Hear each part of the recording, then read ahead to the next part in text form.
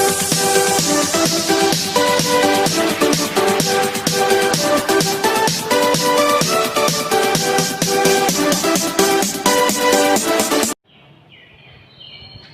morning to all of you.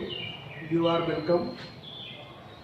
Online class Sardar Patel inter college Jarauni phase 2 Kanpur, class 10, topic खनिज तथा ऊर्जा संसाधन।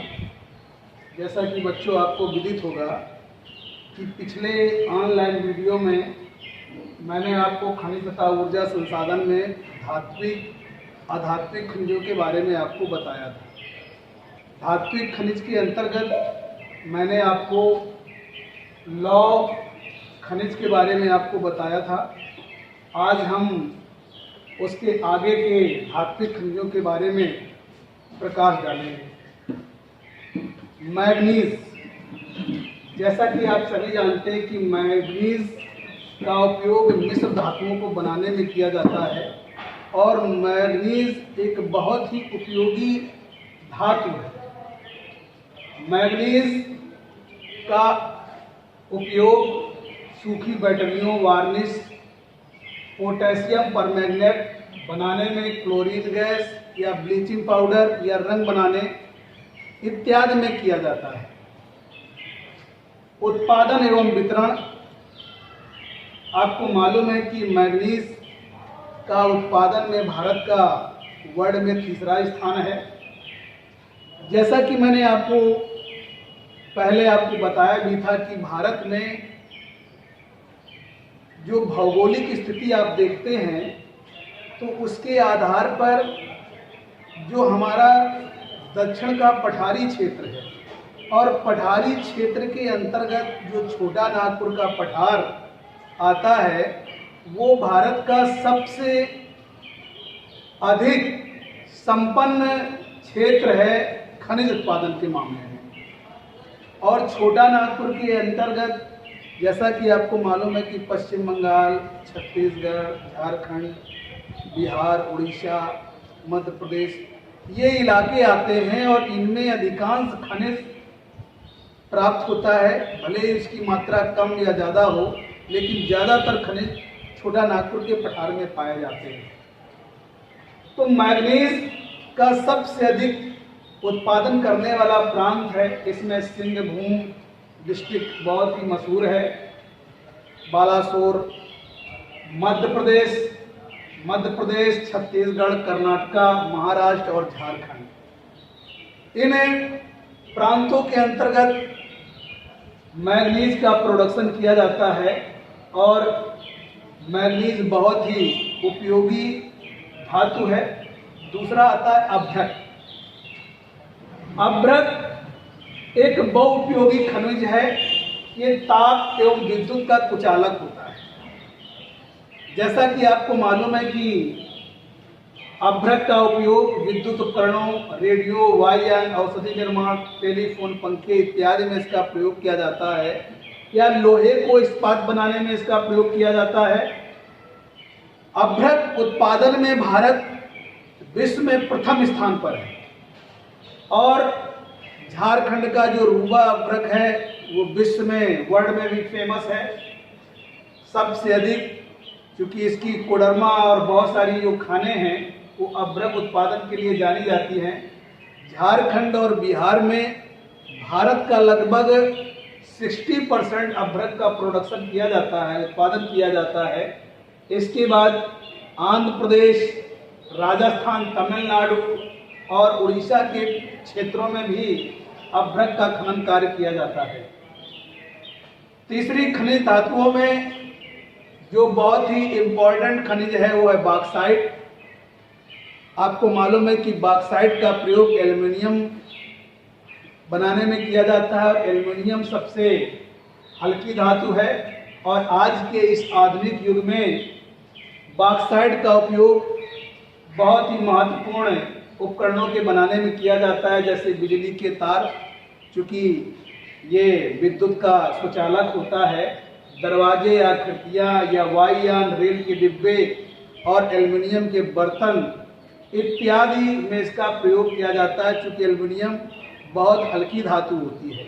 और आपको मालूम है कि वर्तमान समय में जहाँ पर भूकंप की घटनाएं अधिक होती हैं तो वहाँ पर बिल्डिंगों के निर्माण में जॉइंट में एल्युमिनियम का प्रयोग किया जाता है। चूँकि एल्युमिनियम बहुत लोचदार धातु होती है, इसके कारण एल्युमिनियम की छड़ों का प्रयोग किया जाता है। आपको मालूम है कि हिंदुस्तान में लगभग 40% जो एल्युमिनियम का प्रोडक्शन होता है वो झारखंड और बिहार में होता है। इसके बाद मध्य प्रदेश, छत्तीसगढ़ और महाराष्ट्र में एल्युमिनियम का प्रयोग किया जाता है। इसके बाद आता है तांबा।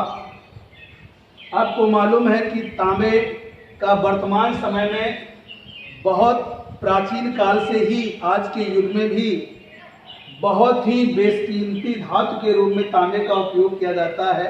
क्योंकि तांबा भी विद्युत का सुचालक है, तो आज विद्युत उपकरणों में तांबे का बहुत अधिक प्रयोग किया जाता है। तांबे के तार, विद्युत उपकरण, बर्तन, सिक्के इत्यादि में, सोने की धातुएं बनाने में भी तांबे का उपयोग किया जाता है। तांबा सबसे प्रथम स्थान में राजस्थान आता है और आपको मालूम है कि राजस्थान की जो खेतड़ी की खान है वो तांबा उत्पादन के लिए जानी जाती है। झारखंड, मध्य प्रदेश, छत्तीसगढ़, आंध्र प्रदेश और तेलंगाना में तांबे का उपयोग किया जाता है। अब इसको आप मैप के माध्यम से भी समझ लें।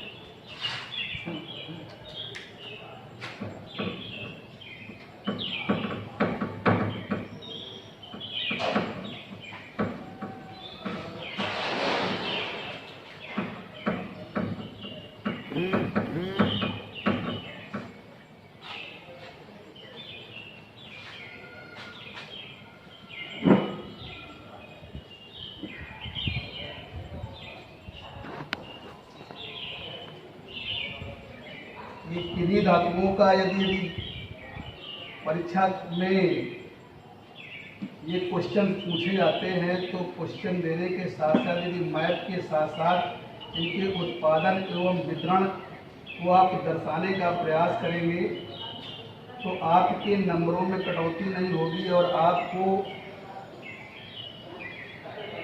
पूरे मार्क्स मिलेंगे। क्योंकि अब उसको पूरी तरह से एक्सप्लेन करने के साथ साथ उनके उत्पादन एवं क्षेत्रों को यदि मैप के द्वारा बताने का प्रयास किया जाता है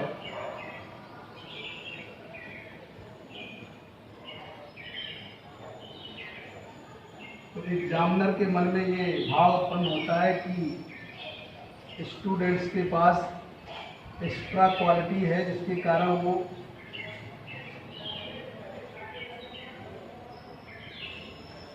तो सबसे पहले जब मैप आप बनाएंगे तो इन धातुओं को दिखाने के लिए आप उस संकेत के माध्यम से इनका संकेत चिन्ह बनाएंगे और जिन प्रांतों में इनका खनन कार्य किया जाता है उसको आप मैप में शो करेंगे।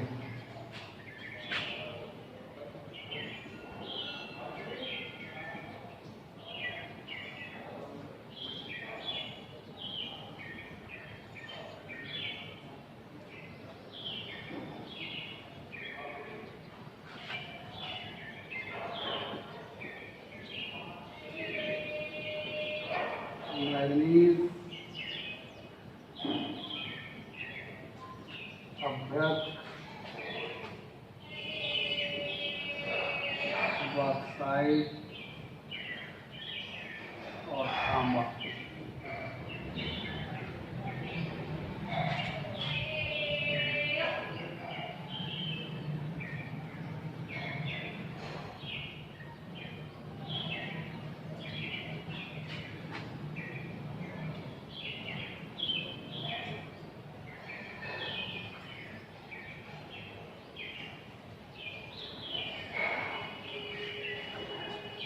जैसा कि आपको मालूम होगा कि मैंने पहले ही आपको बताया था कि खनिजों के मामले में जो ये हमारा दक्षिण का पठारी भूभाग आता है,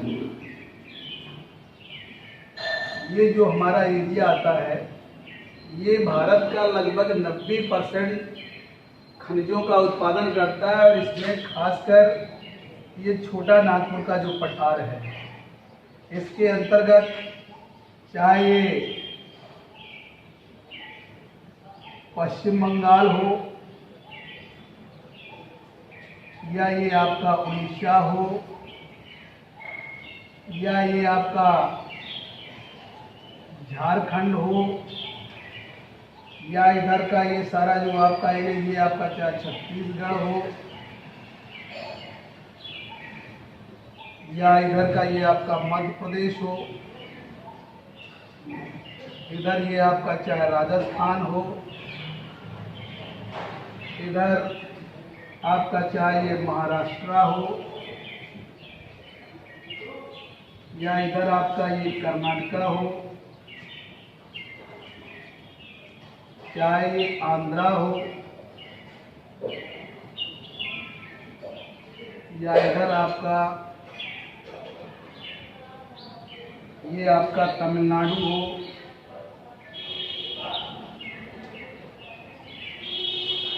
मोस्टली इन्हीं प्रांतों में सबसे अधिक ये खनिज पदार्थ निकाले जाते हैं।